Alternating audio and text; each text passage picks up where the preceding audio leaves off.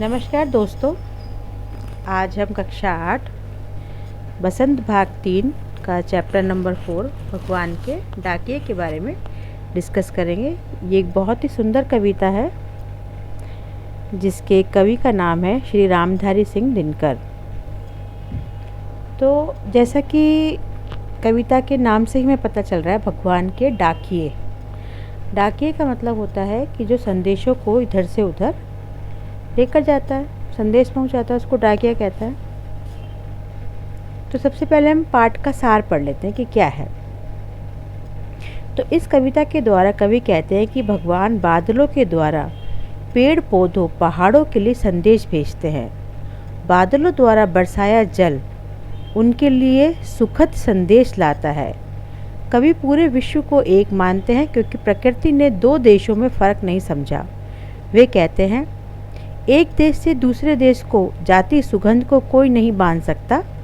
इस कविता की भाषा तत्सम तद्भव और शब्दों से युक्त सरल भाषा है, इसलिए हमें इसमें कोई ज़्यादा दिक्कत की बात नहीं है। तो चलिए हम लाइन बाय लाइन एक एक लाइन को समझने का प्रयास करते हैं। सबसे पहले है पक्षी और बादल, ये भगवान के डाकिये हैं। देखिए, आमतौर पर जब हम भगवान को याद करते हैं तो ज़मीन में तो देख के याद नहीं करते ना, कैसे देखते हैं? ऊपर को देखते हैं, हे भगवान ये मेरे साथ क्या हो गया, या भगवान को थैंक यू बोलना होता है। और पक्षी और बादल कहाँ रहते हैं? वो भी आसमान में ही रहते हैं। तो इसी उद्देश्य या इसी बात को मद्देनज़र रखते हुए कवि ने पक्षी और बादलों को भगवान का डाकिया बताया, संदेश बताया कि भगवान भी ऊपर रहते हैं और पक्षी और बादल भी ऊपर रहते हैं। तो ये क्या हो गए? भगवान के डाकिये हो गए, संदेश वाहक हो गए ये भगवान के, जो एक महादेश से दूसरे महादेश को जाते हैं। महादेश मतलब बड़ा देश। महादेश से दूसरे महादेश को जाते हैं, हम सबको ही पता है। पक्षियों को कोई ना वीज़ा चाहिए होता है, ना पासपोर्ट, ना फ्लाइट, बस उड़ते रहते हैं, आज यहाँ कल वहाँ। तो जो एक महादेश से दूसरे महादेश को जाते हैं, हम तो नहीं समझ पाते, मगर उनकी लाई चिट्ठियाँ पेड़ पौधे पानी और पहाड़ बाँचते हैं। बाँचना मतलब पढ़ना समझना। कोई अगर साइबेरिया से कोई पक्षी आता है, हम उसको समझ पाते क्या बोल रहा है? ये बिल्कुल नहीं समझ पाते। लेकिन उनकी चिट्ठियों को या उनके संदेशों को जो भगवान ने भिजवाए हैं, हमारे लिए भिजवाए हैं, पेड़ पौधे नदी के लिए भिजवाए हैं, कौन पढ़ पाता है उनको? पेड़ पौधे पानी और पहाड़ बाँच पाते हैं, वो उनको पढ़ पाते हैं। कैसे पढ़ पाते हैं? जब बारिश आती है तो चारों तरफ हरियाली हो जाती है। नदी का पानी बादलों के द्वारा जब पानी बारिश के रूप में नीचे आता है तो वो चारों तरफ फैलता है, मतलब भगवान का संदेश चारों तरफ फैल गया है। हम तो केवल यह आंकते हैं, आंकना मतलब अनुमान लगाना। हम तो केवल ये आंकते हैं कि एक देश की धरती दूसरे देश को सुगंध भेजती है।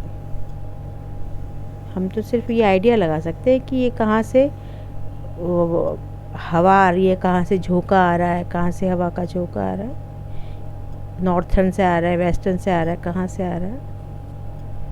दूसरे देश को सुगंध भेजती है और वह सौरभ हवा में तैरते हुए पक्षियों की पाँखों पर तिरता है। वह सौरभ, सौरभ मतलब सुगंध।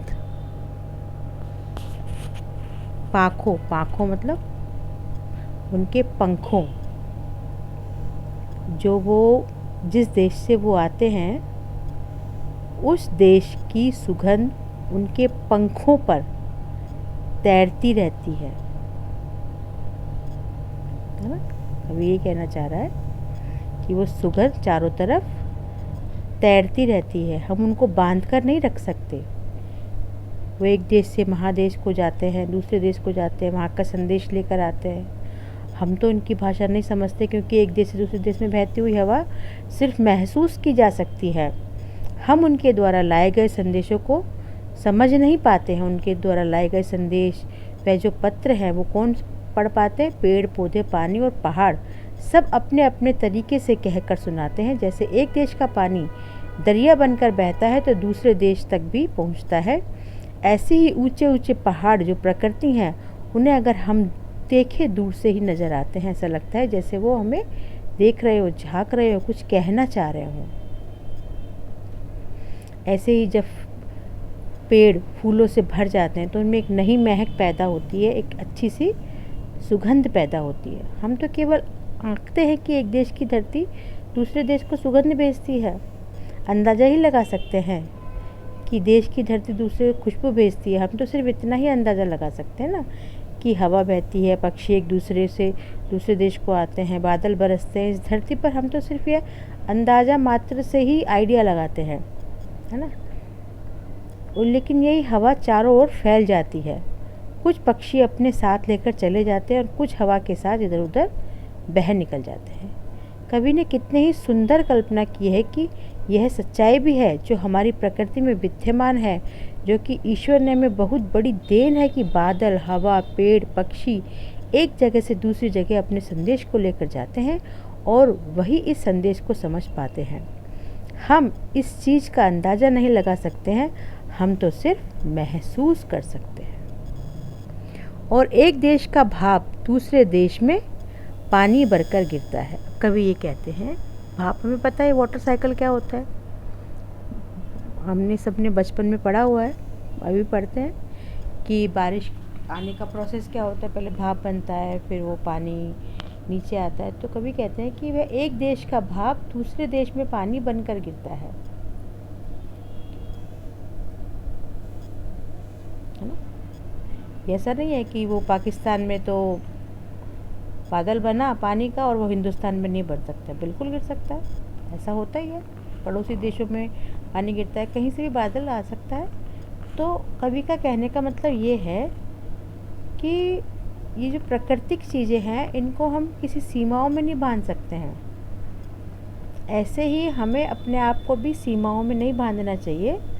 हमें प्रेम और सौहार्द के साथ रहना चाहिए, अपनेपन के साथ रहना चाहिए, एक दूसरे का इज्जत देनी चाहिए, एक दूसरे को सम्मान देना चाहिए, भेदभाव नहीं करना चाहिए।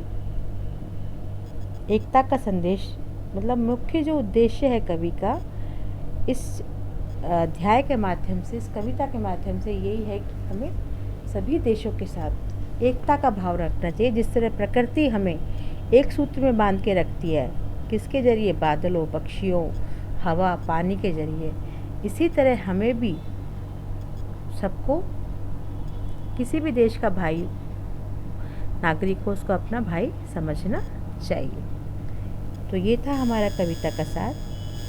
अब आइए हम इसके कुछ प्रश्न उत्तरों के बारे में डिस्कस करते हैं। तो सबसे पहला प्रश्न है, कवि ने पक्षी और बादल को भगवान का डाकिया क्यों कहा है? क्या लगता है दोस्तों, क्यों कहा बताया होगा, स्पष्ट कीजिए, हमें इसका आंसर लिखना है। तो जहाँ तक मेरा अनुभव है, कवि ने पक्षी और बादल को भगवान के डाकिए इसलिए माना है क्योंकि वे ये संदेशों को एक स्थान से दूसरे स्थान तक पहुँचाने में सहायता करते हैं। बादल किस चीज़ का संदेश देते हैं? शीतलता का संदेश देते हैं। और पक्षी अपने पंखों पर सुगंधित वायु को लेकर एक देश से दूसरे देश जाते हैं, है ना। तो इसलिए उनको अपना डाकिया बताया। डाकिया का काम भी संदेश देना होता है और बादल और पक्षियों का काम भी संदेश देना होता है। प्रश्न नंबर 2 है, पक्षी और बादल द्वारा लाई गई चिट्ठियों को कौन कौन पढ़ सकता है? सोच कर लिखिए। अभी हमने पढ़ा था कि पक्षी और बादलों को चिट्ठियाँ कौन कौन पढ़ सकता है? पेड़, पौधे, पानी और पहाड़ बाँचते हैं इनकी चिट्ठियाँ। तो इसका आंसर हो गया, कौन कौन पढ़ सकता है? पेड़, पौधे, पानी, पहाड़ इसकी चिट्ठियों को बाँच सकते हैं। प्रश्न नंबर 3 है, किन पंक्तियों का भाव है? अब हमें ये भाव दिया हुआ है, हमें पंक्तियाँ पहचाननी है। जो हमने अभी कविता पढ़ी थी उसके अंदर से हमें पंक्तियों को पहचानना है कि किस पंक्ति के द्वारा हमें ऐसा लगता है कि कवि का ये भाव है। पक्षी और बादल प्रेम, सद्भाव और एकता का संदेश एक देश से दूसरे देश को भेजते हैं। तो हम देखते हैं कि कौन सी वाली पंक्तियाँ हैं ऐसी। देखिए, हमने पढ़ा था पक्षी और बादल भगवान के डाकिए हैं, वे एक महादेश से दूसरे महादेश को जाते हैं। इस वाली पंक्ति से हम देखते हैं कि हमें ये संदेश मालूम पड़ता है। दूसरा प्रश्न है, प्रकृति देश देश में भेदभाव नहीं करती, एक देश से उठा बादल दूसरे देश में बरस जाता है। तो हमें उस पंक्ति को पहचानना है। तो कौन सी वाली पंक्ति है वो? देखो, ये वाली थी ना, सबसे नीचे वाली, कि प्रकृति एक देश से दूसरे देश में भेदभाव नहीं करती है, इसलिए एक देश का भाप दूसरे देश में पानी भरकर बरसता है। अब प्रश्न नंबर 4 है, पक्षी और बादल की चिट्ठियों में पेड़ पौधे पानी और पहाड़ क्या पढ़ पाते हैं? क्या लगता है दोस्तों आपको, क्या पढ़ पाते हैं पेड़ पौधे और बादल, है ना? क्या पढ़ पाते हैं उनको समझ आ रही है? पक्षियों को पक्षी की भाषा, बादल की भाषा, पेड़ पौधे पानी को समझ आती है? बिल्कुल समझ आती है। कहीं समझ आती है कि भगवान पूरे विश्व को एक मानकर अपना प्रेम सभी में बराबर बांटते हैं। उनका ये प्रेम बादलों द्वारा पानी के रूप में धरती पर आता है, जो पेड़ पौधों में जीवन भरता है। जब पेड़ पौधे सूख जाते हैं तो उनमें जब बारिश का पानी आता है तो पतझड़ में भी सावन का मौसम आ जाता है, अगर बारिश आ जाती है तो। इसका मतलब बादल की भाषा किसने समझी? पेड़ पौधे ने समझी और वो खुश हो गए, है ना? और किसने समझी उनकी भाषा को? पेड़ पौधे पानी और पहाड़ पढ़ते हैं, इसे ही पढ़ लेते हैं सब। ये पहाड़ भी पढ़ लेता है, पानी भी पढ़ लेता है और पेड़ पौधे भी पढ़ लेते हैं। बारिश का पानी जब नीचे आता है तो वो दरिया में बहता बहता एक दिशा से दूसरी दिशा में, एक देश से दूसरे देश में बहता रहता है। तो वो एकता का संदेश, सारे विश्व को एक रखने का संदेश पानी अपने धार के जरिए सबको देता रहता है। प्रश्न नंबर 5 है, एक देश की धरती दूसरे देश को सुगंध भेजती है, खतन का बहाव स्पष्ट कीजिए। क्या लगता है दोस्तों, इसका क्या मतलब है? ऐसा तो नहीं है ना कि हम कोई खुशबू भेज रहे हैं इधर उधर, नहीं। एक देश की धरती दूसरे देश को सुगंध भेजती है से कवि का भाव यह है कि देश की धरती दूसरे देश को प्यार और सौहार्द भेजती है। सुगंध का मतलब यहाँ परफ्यूम से नहीं है, सुगंध का मतलब है यहाँ प्यार और सौहार्द, मतलब अपनापन, है ना? एक देश की धरती मतलब मैसेज ये भेजते हैं कि आपस में प्यार से रहो, सौहार्द से रहो। सुगंध का मतलब है भाईचारे का प्रतीक है और गंध प्यार का प्रतीक है। तो मैं ये आशा करती हूँ दोस्तों कि आपको ये जो बहुत ही सुंदर कविता थी भगवान के डाकिए का सार समझ में आ गया होगा। अगर फिर भी आपका कोई प्रश्न है तो आप कमेंट्स बॉक्स में जाइए, मैं पूरी कोशिश करूँगी कि आपके उस प्रश्न का उत्तर दूँ और मैं आपको और अच्छे से स्पष्ट कर सकूँ। आप मुझे बताइए कि आप अब कौन सा चैप्टर पढ़ना चाहते हैं, मैं कोशिश करूँगी आपको वो समझाने की। आपने अपना समय दिया, उसके लिए आपका बहुत बहुत धन्यवाद। Thank you.